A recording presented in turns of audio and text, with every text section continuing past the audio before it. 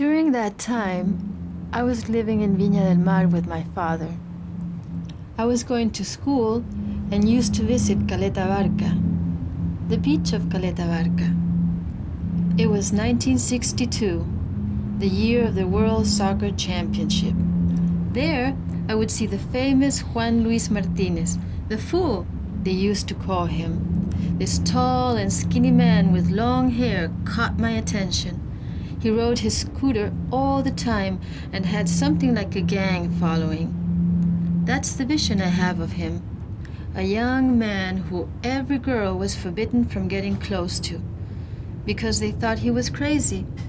And that is precisely what called my attention, that he was the fool Martinez. Sometimes I would ask myself, what is he doing? Or what has he done, this man whom I was forbidden from talking or getting close to?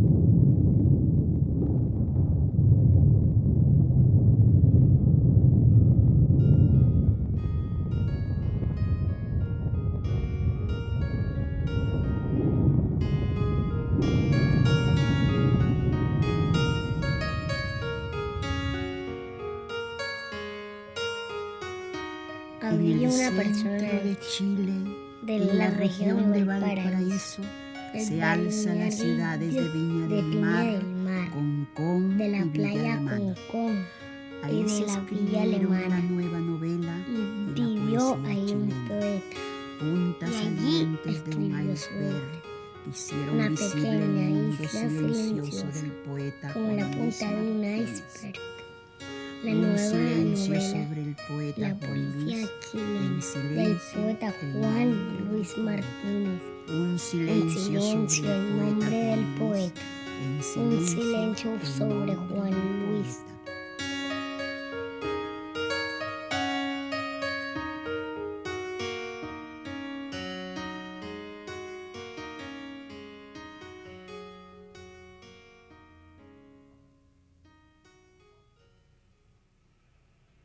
Este es Sogol, un pequeño perro guardián. Este no es Sogol, pero también es un perrito guardián. Ambos vigilan día y noche los límites que deben cruzarse para entrar en el mundo poético de Juan Luis Martínez, en donde nada es real, pero todo es posible.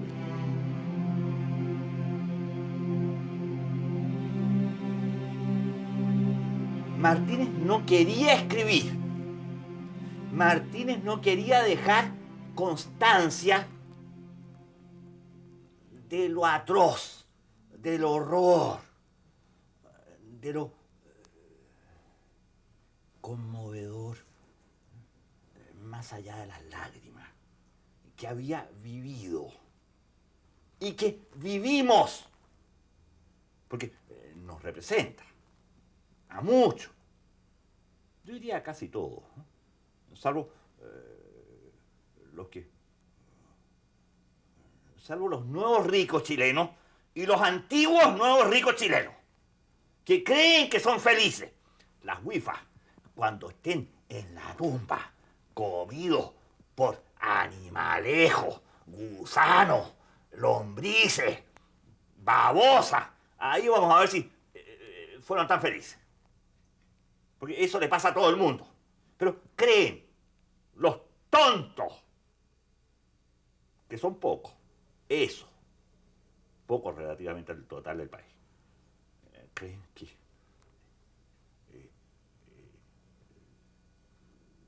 no es atroz todo lo que ocurre. Aquí, y ahora, y en este país, y en el mundo.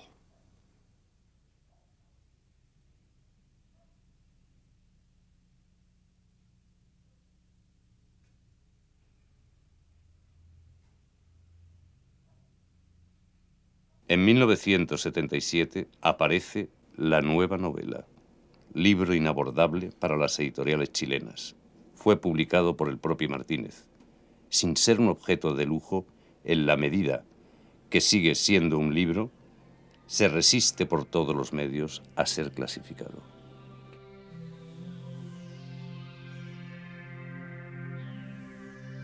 Ahí lo encontramos solo, transparente, declarándose autor de nada, reconociéndose en su propia desaparición, inventando y declarando sus fuentes.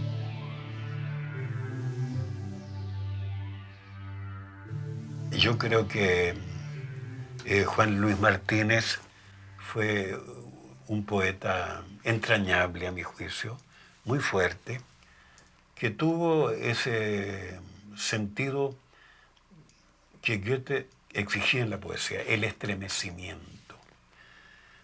En Juan Luis Martínez hay una ética incluso de la estética. Y la ética consiste también en la responsabilidad frente a una poesía que no debía ser repetitiva, pero una poesía que también tenía una responsabilidad frente al hombre y frente al mundo. Se ha exagerado, a mi juicio, una especie de irracionalidad de su poesía.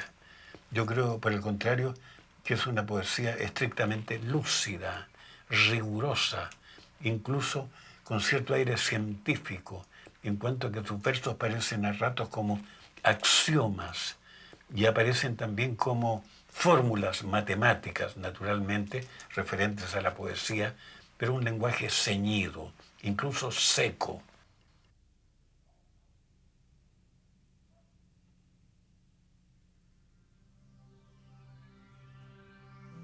Si la transparencia se observara a sí misma, ¿qué observaría?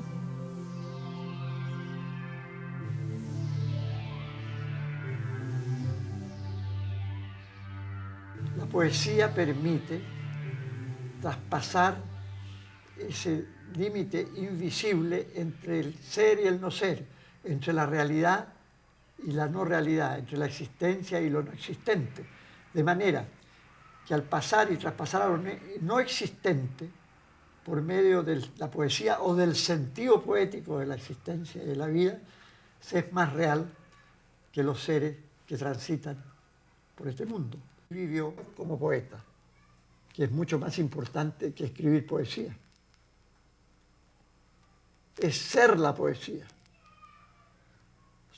ser el poema. Él fue sus poemas, su poesía. La Nueva Novela contiene símbolos que no solo provienen de la literatura, también de la fotografía. La pequeña Alice de Lewis Carroll, iconografía popular.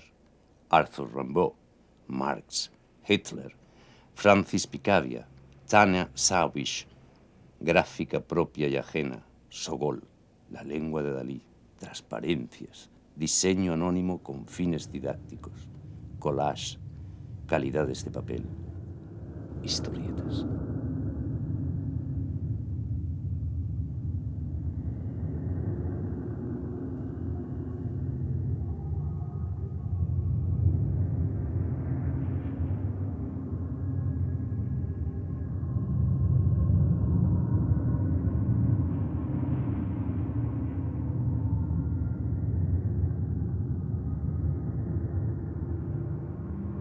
A través de su canto, los pájaros comunican una comunicación en la que dicen que no dicen nada.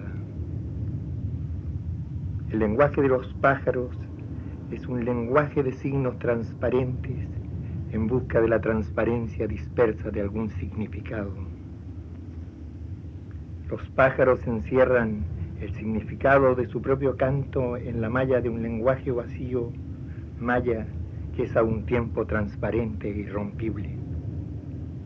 Incluso el silencio que se produce entre cada canto es también un eslabón de esa malla, un signo, un momento del mensaje que la naturaleza se dice a sí misma.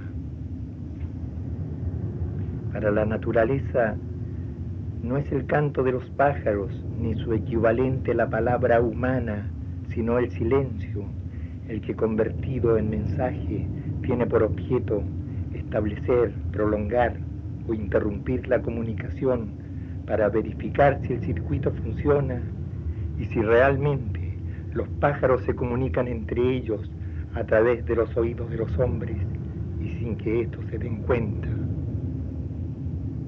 Nota. Los pájaros cantan en pajarístico, pero los escuchamos en español. El español es una lengua opaca, con un gran número de palabras fantasmas. El pajarístico es una lengua transparente y sin palabras.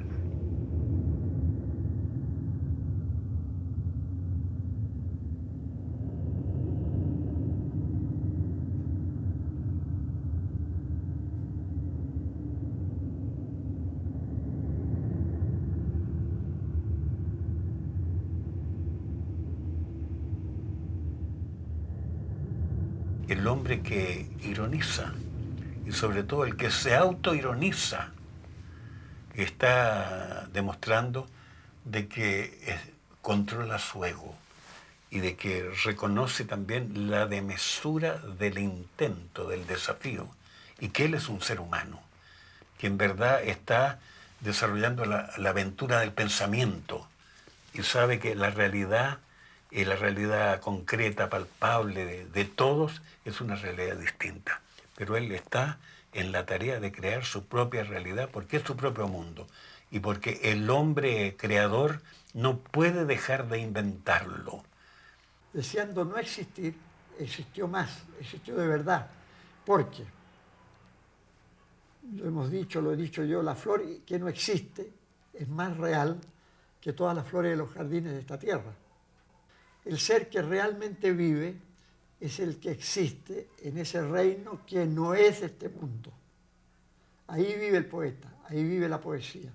El único que realmente pueda compenetrarse con el paisaje de Chile, especialmente, que es de una belleza sublime, o lo era antes de que haya sido destruido y contaminado en la forma que ahora está, es el poeta, es a través de la poesía. El único que podría existir y vivir aquí es el poeta.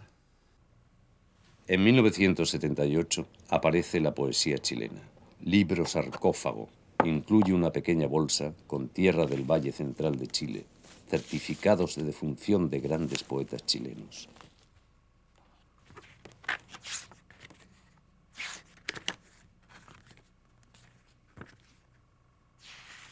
Lucila Godoy Alcayaga o Gabriela Mistral. Pablo Neruda o Neftalí Reyes. Carlos Díaz Loyola o Pablo de Roca. Vicente García Huidobro o Vicente Huidobro. Banderitas chilenas y fichas de biblioteca en blanco. No hay ninguna constancia, por lo que muestra este libro, de que Martínez haya escrito algo en él.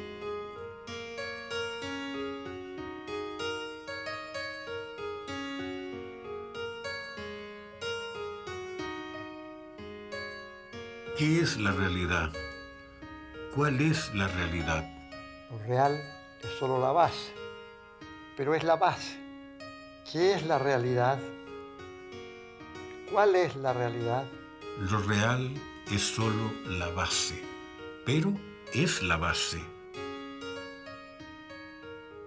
En el Érase trono una vez la había una realidad, vez y se aburría con sus ovejas de lana real. un viejo rey La hija del rey pasaba por que allá. por la noche perdía su Las manto ovejas balan.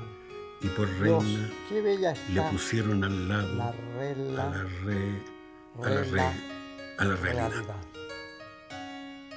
Nada es real. Todo es real.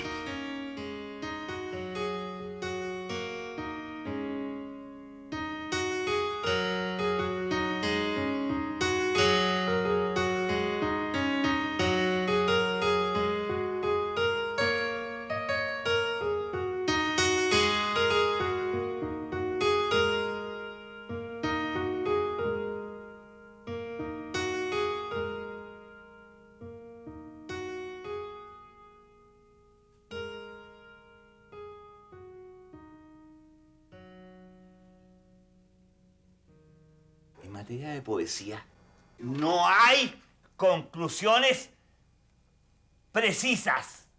En materia de poesía no hay conclusiones. Así como no hay comienzos. En materia de poesía en verso, escrita, no hay ni lo uno ni lo otro. Son expectoraciones de pobre gente que yo llamo respetable. De pobre gente que sabiendo que no se puede escribir nada, que no se puede reproducir nada, que no se puede vivir nada, que no se puede vivir. Y sin embargo, algo escriben, por decir escriben. Yo me pregunto cómo diablos escribía este hombre. Con lápiz, con lapicera, con bastones, con paraguas. Estoy hablando de Martínez. ¿Cómo escribía? Yo no sé. Pero sabiendo que nada de lo que existe merece ser conservado, paraguas.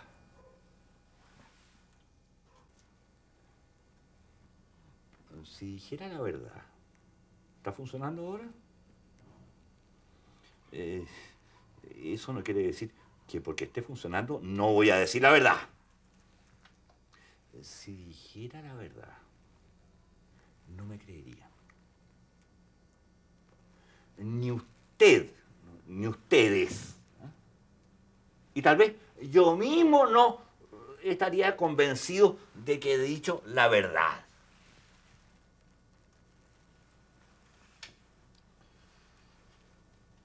¿Cómo entonces el asunto, Martínez?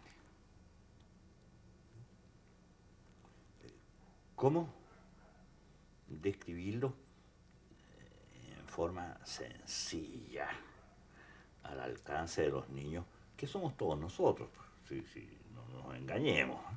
Somos unos niños con barba o que tenemos que afeitarnos, etcétera, pero seguimos siendo unos niños, al alcance de los niños.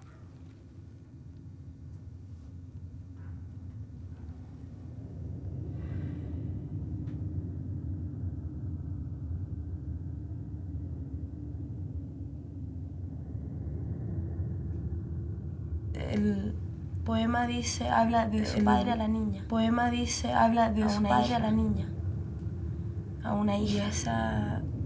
Ese padre le empieza a hablar de la muerte en el poema. Ese padre le empieza a hablar de la muerte, empieza a hablar de la muerte, que empieza a hablar de la muerte, haya visto que la muerte, lamenta que haya visto la muerte, nunca la había enfrentado de esa manera, que nunca la había enfrentado.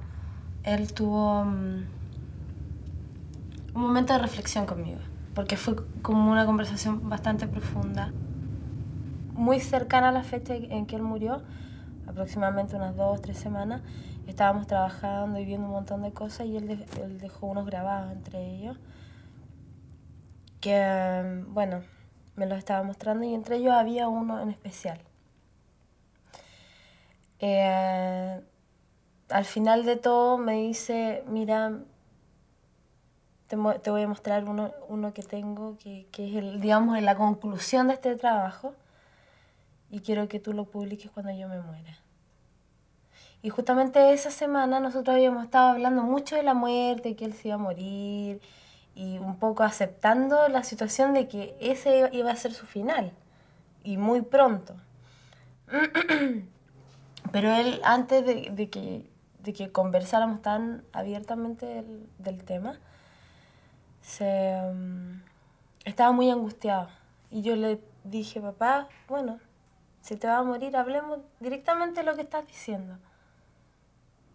Y empezamos a envolvernos en este cuento y casi como divertido fue también, a pesar del drama que esto significaba, se volvió algo mucho más poético. Y al final de todo esto me muestra el grabado y me dice, esto lo tienes que publicar cuando me muera. ¿Tienes ese grabado? Sí. A verlo.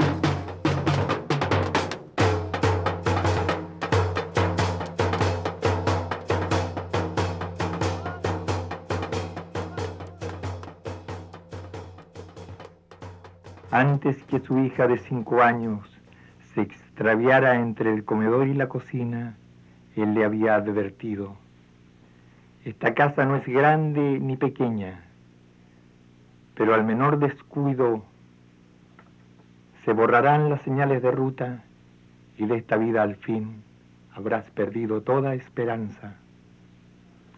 Antes que su hijo de 10 años se extraviara entre la sala de baño y el cuarto de los juguetes, él le había advertido: esta, la casa en que vives, no es ancha ni delgada, solo delgada como un cabello y ancha tal vez como la aurora.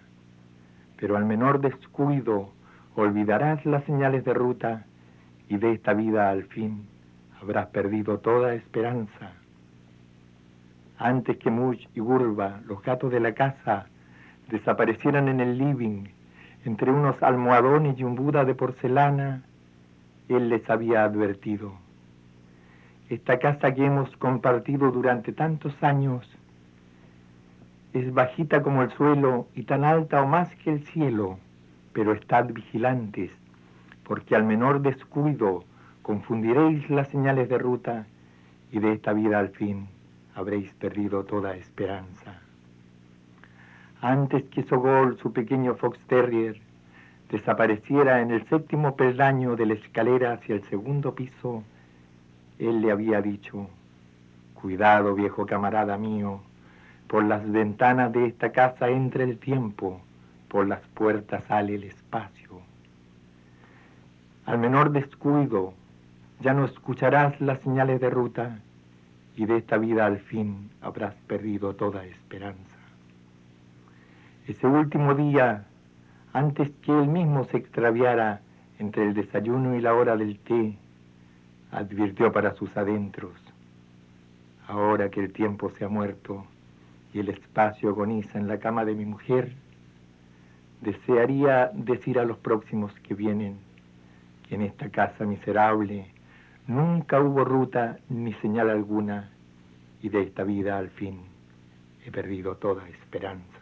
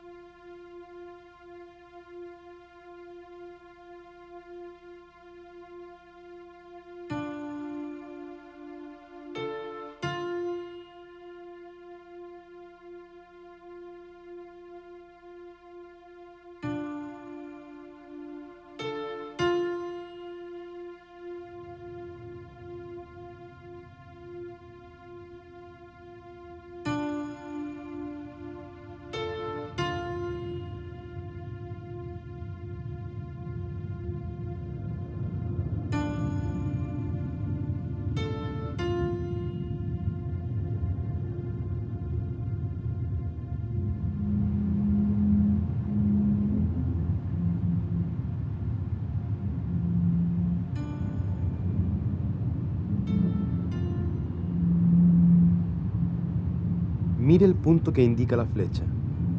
No aparte su mirada un solo segundo del punto que indica la flecha. Mire el punto que indica la flecha. No deje de mirar el punto que indica la flecha. No aparte su mirada del punto que indica la flecha. Mire el punto que indica la flecha. No aparte su mirada un solo segundo del punto que indica la flecha. Mire el punto que indica la flecha. No deje de mirar el punto que indica la flecha. No aparte su mirada un solo segundo del punto que indica la flecha. Mire el punto que indica la flecha. No deje de mirar el punto que indica la flecha. No aparte su mirada del punto que indica la flecha. Mire el punto que indica la flecha. No aparte su mirada un solo segundo del punto que indica la flecha. Mire el punto que indica la flecha.